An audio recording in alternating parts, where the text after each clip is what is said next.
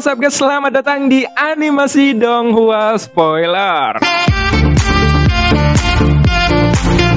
Oke, bagi teman-teman yang baru join atau baru bergabung, jangan lupa klik tombol like-nya dan tombol subscribe-nya ya. Jangan lupa. Oke, sebelum kita memulai video ini, kita jangan lupa untuk seruput kopinya, kencangkan sabuk pengaman. Mari kita mulai.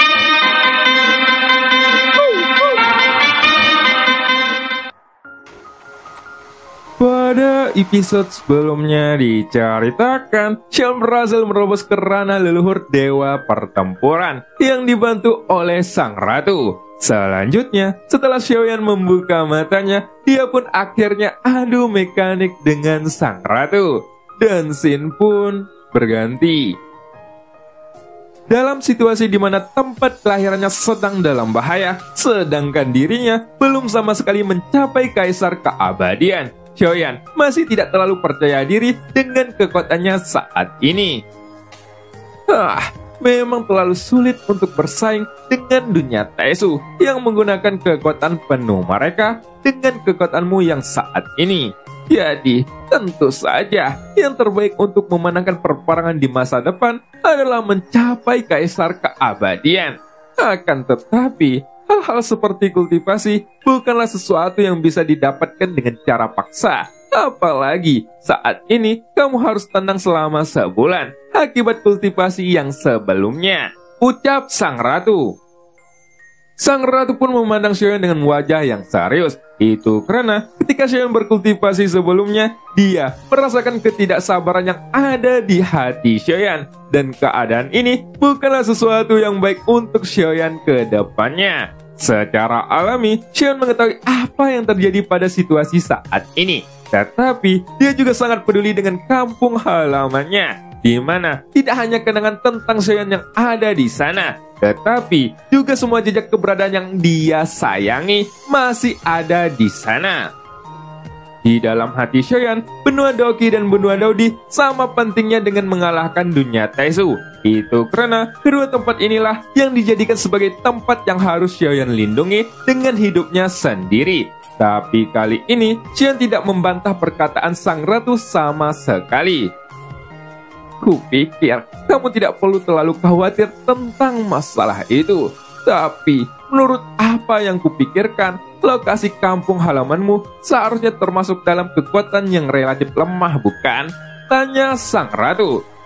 Xiaoyan pun menganggukkan kepalanya. Faktanya, sebagian besar benua yang ada di lautan kekosongan barat adalah dunia yang mempunyai tingkat kekuatan tempur yang relatif rendah. Selain itu, tidak banyak dunia yang terdapat di sana, dan tidak juga banyak dunia yang menjadi peringkat atas di antara dunia-dunia itu. Dalam hal ini, semakin tinggi tingkat dunia yang ada di sebuah kehampaan, maka semakin melimpah sumber daya yang terdapat di sana. Hanya dengan sumber daya yang cukup kaya dan juga memadai, maka akan lebih banyak kultivator yang bisa dilahirkan di sana. Sehingga hal ini dapat meningkatkan efektivitas kekuatan tempur seluruh ruangan itu.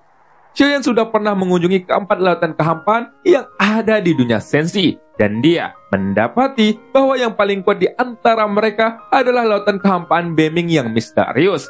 Selanjutnya ada lautan kehampaan Nanling, tempat di mana aliansi Dewa Perang berada, yang kemudian aliansi Dewa Perang itu dikuasai oleh Xiaoyan. Untuk kedua sisanya, lautan kehampaan Dongyun yang menjadi peringkat ketiga adalah tempat yang jauh lebih kuat daripada kehampaan Laut Barat.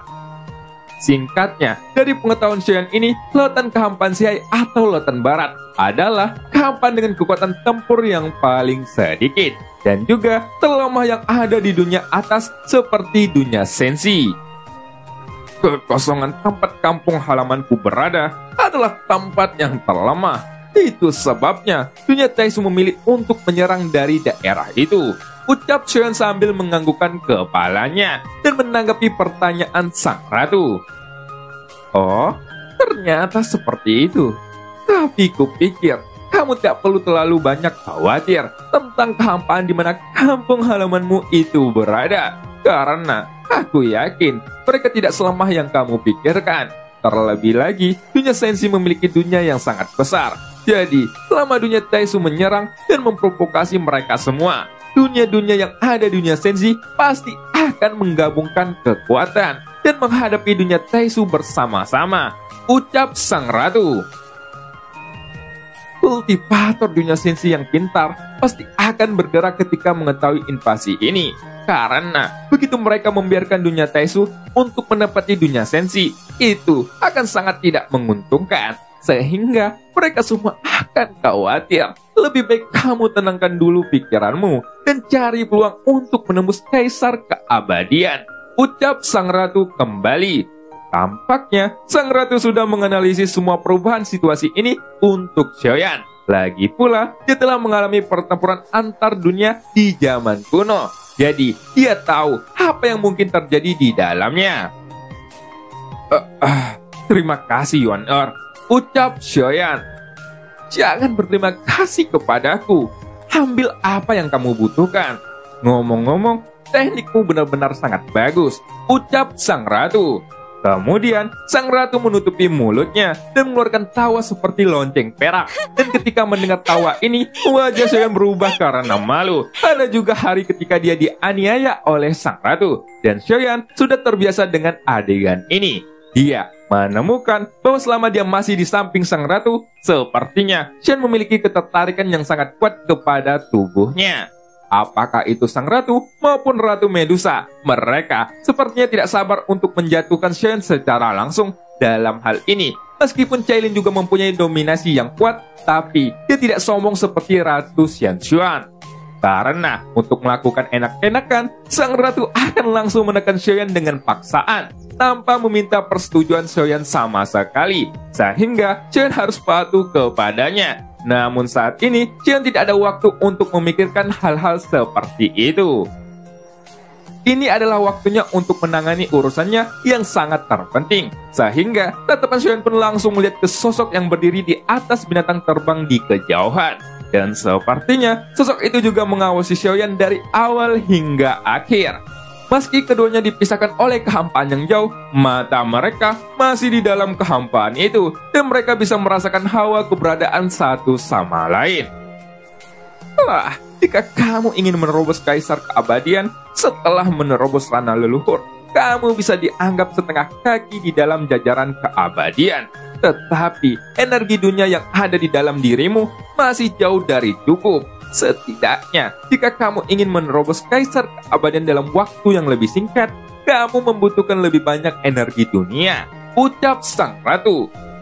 Memiliki lebih banyak keberuntungan dari dunia, semua hal maupun semua keberuntungan akan dibelokkan kepadamu. Sehingga, semakin banyak energi dunia yang ada di tubuhmu, maka kamu hanya perlu memikirkan banyak hal, dan kamu akan dapat menyadari. Jadi, energi dunia adalah sesuatu yang lebih kuat daripada apa yang kamu bayangkan, ucap sang ratu kembali.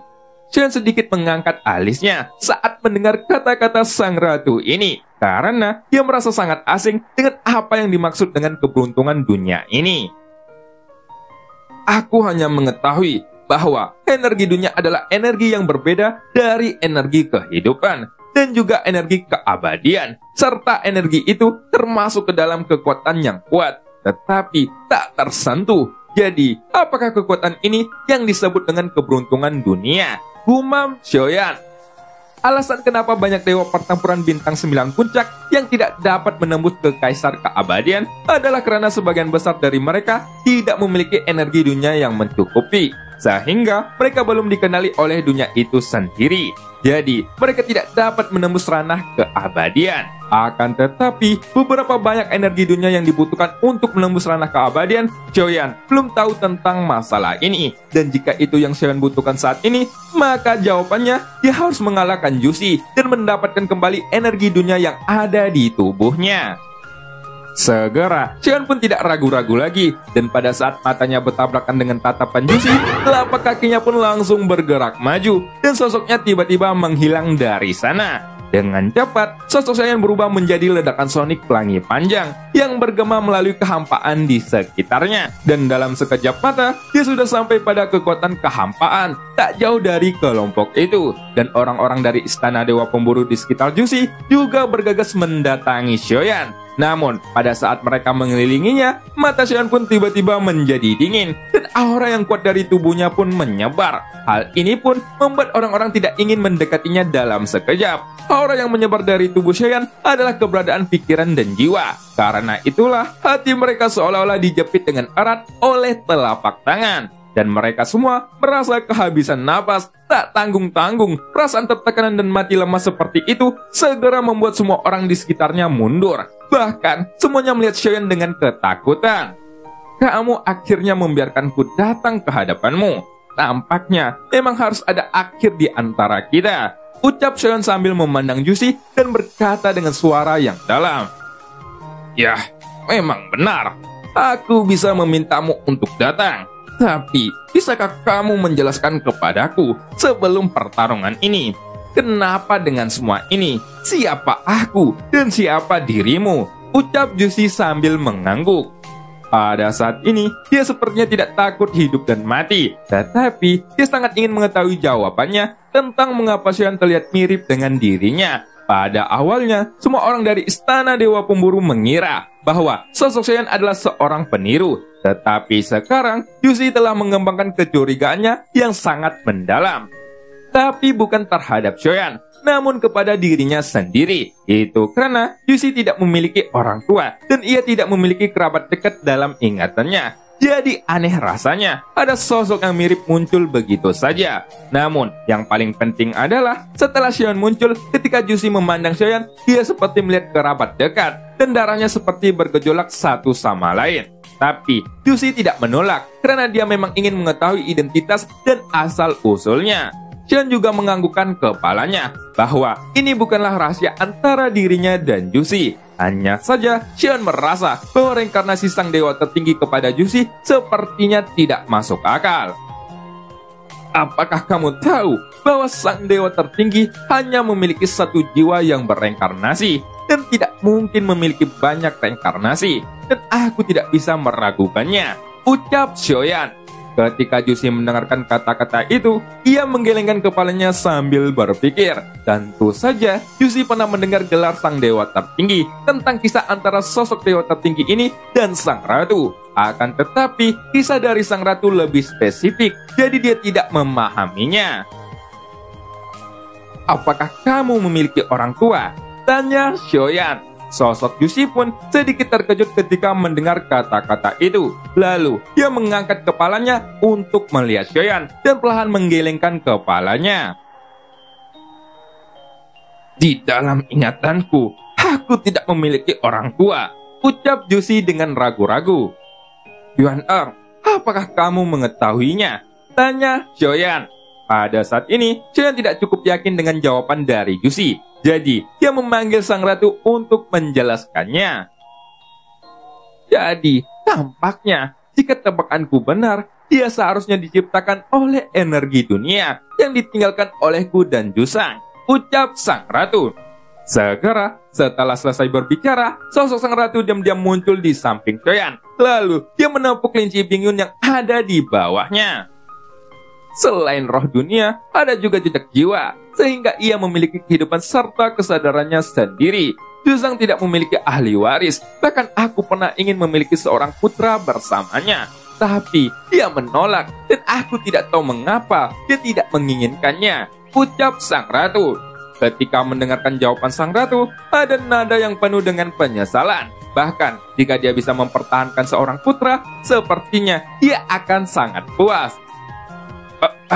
Apa maksudmu dengan tidak memiliki ahli waris?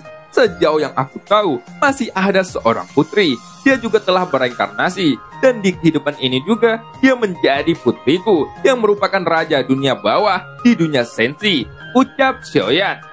Pada saat ini, Xion tiba-tiba merasa aneh karena Xiao Yueli adalah reinkarnasi dari Pluto. Xiao Yueli juga memberitahu Xiaoyan bahwa mereka adalah dua wanita. Akan tetapi, mengapa sang ratu mengatakan bahwa sang dewa tertinggi tidak memiliki ahli waris, bukanlah dia memiliki seorang gadis? Dia hanya tidak ingin punya anak dariku, ucap sang ratu. Dan sepertinya sang ratu tampak kesepian ketika mendengar kata-kata Xiaoyan itu. Dan dia bahkan tidak menyangka bahwa sang dewa tertinggi memiliki seorang putri. Bahkan jika Xiaoyan tahu bahwa dirinya sudah mengatakan hal yang salah, ini membuat sang ratu semakin tidak bisa melepaskannya dan Xiaoyan sendiri merasa bersalah. Aku pikir Susang juga punya alasan, ucap Xiaoyan yang hanya bisa berbicara untuk menghiburnya. Lalu, jika itu kamu, apakah kamu bersedia melakukannya dengan diriku? Tanya sang ratu dengan serius, dan kini topiknya menjadi semakin jauh. Jusi yang berada di sampingnya pun terlihat bodoh, dan dia tidak berani berbicara. Xiaoyan pun langsung terdiam pada saat ini. Ia benar-benar tidak tahu bagaimana harus merespon. Ratu Dunia Sensi dan Ratu Dunia Xuanyin adalah wanita milik sang dewa tertinggi. Meskipun dia adalah reinkarnasi dari sosok Yusa, dia masih memiliki perasaan aneh yang tidak bisa dikatakan. Xiaoyan memang memiliki perasaan kepada sang ratu, namun dibandingkan dengan istri-istrinya, hubungan ini masih memiliki rasa yang cukup asing. Xiaoyan merasakan bahwa lebih banyak rasa terima kasih dan sentuhan yang membuatnya mengambangkan perasaan untuk sang ratu daripada cinta sejati. Apakah kamu tidak mau? Tanya sang ratu yang tampak lebih acuh tak acuh. Ketika mendengar ini, Xiaoyan pun menggertakkan giginya. Tapi sekarang, sang ratu baru saja meninggalkan sebuah jiwanya. Dan ia memang sudah mati. Jika Xiaoyan keras kepala saat ini, dia pasti akan meninggalkan belenggu untuk sang ratu. Jadi, dia mungkin juga akan berbohong untuk menghibur sang ratu. Jika dirimu dapat dihidupkan kembali, aku bersedia, ucap Xiaoyan. Setelah itu, Xiaoyan pun memandang sosok sang ratu dengan serius, dan sang ratu pun mengangkat kepalanya untuk melihat Xiaoyan. Matanya bahkan dipenuhi dengan air mata di beberapa titik. Kemudian, dia merentangkan kakinya ke depan dan langsung mencium bibir Xiaoyan. Xiaoyan jelas terkejut dengan tindakan sang ratu yang tiba-tiba ini. Itu penuh dengan emosi yang tulus terhadapnya. Meskipun Xiaoyan merasa bahwa tindakan ini sangat aneh, pada saat ini ada kilatan guntur di dalam hatinya. Dan sentuhan di hatinya ini merasa bahwa adegan itu tidak salah. Xiaoyan tentu saja tidak tinggal diam, dan dia tidak tahu berapa lama gadis kecil itu akan bertahan. Namun dia akan pergi setelah menyelesaikan masalahnya di sini dan mengelompokkan pengintaian. Jadi, pada saat ini, dia memilih untuk memeluk sang ratu erat-erat, dan emosi pun meletus di antara mereka berdua. Adegan ini tentu saja tidak bisa disembunyikan dari ratusan ribu pasukan istana Dewa Pemburu dan pasukan yang berkobar. Ketika mereka melihat pemandangan yang mengejutkan di langit, setelah berita tentang sang ratu dan Xiaoyan bercium menyebar, seluruh dunia Xuanyin akan sangat terkejut. Kamu tidak boleh berbohong padaku lagi. Dia memang terlalu menyebalkan dibandingkan dengan dirimu, ucap sang ratu dan senyum manis pun muncul di pipi merahnya. Pada saat ini, jarak sang ratu kurang dari setengah lengan jauhnya dari Xiaoyan. Tapi, keindahan menyegarkan ini bermekaran di depan matanya. Tapi tiba-tiba, Jusi memotong momen indah mereka berdua dan berkata, Aku adalah Zuzi dari Istana Dewa Pemburu. Jadi, apakah kamu adalah reinkarnasi dari sang dewa tertinggi? Ucap Jusi. Dan selama masa-masa ini, Jusi memikirkan tentang percakapan antara Xiaoyan dan sang ratu. Meskipun kebenaran ini agak sulit untuk Jusi terima, sepertinya Xiaoyan tidak berbohong kepadanya. Lalu, ketika menggabungkan segala macam hal dan sikap sang ratu terhadap Xiaoyan, Jusi juga menganalisis identitas Xiaoyan. Segera, setelah mendengarkan pertanyaan ini, Xiaoyan pun langsung menatap Jusi dan menganggukkan kepalanya. Benar, tetapi meskipun kamu adalah jiwa dari sang dewa tertinggi, kamu juga memiliki jiwa dan kesadaranmu sendiri. Jika bukan karena kesulitanku di ranah dewa pertempuran, kita tidak akan mengalami pertempuran yang menentukan ini, ucap Xiaoyan. Setelah itu, Xiaoyan pun kembali menatap sang ratu dan menghela napas panjang. Kemudian, Xiaoyan berjalan menghampiri Jusi dan mulai berkata, Tapi, tetap saja, kamu masih memiliki kesempatan untuk menggantikanku. Bagaimana dengan itu? Apakah kamu menginginkannya? Tanya Xiaoyan sambil tersenyum manis. Dan cerita pun berakhir. Sampai jumpa di episode selanjutnya. Membeli sotong dengan Ibu Maya. Yang sudah nonton, jangan lupa tombol like-nya.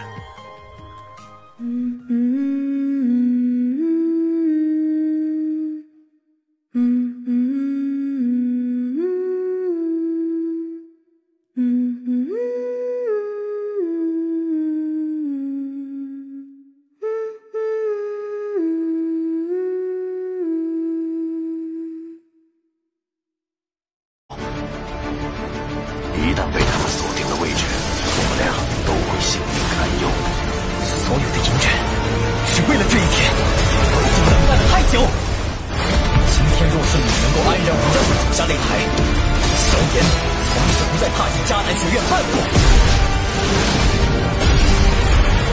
他迟早会发现的。既然如此，就给他一个惊喜吧。今天我不会让你们两人彻底的闭上嘴。就算他还活着，你们之间也绝不可能。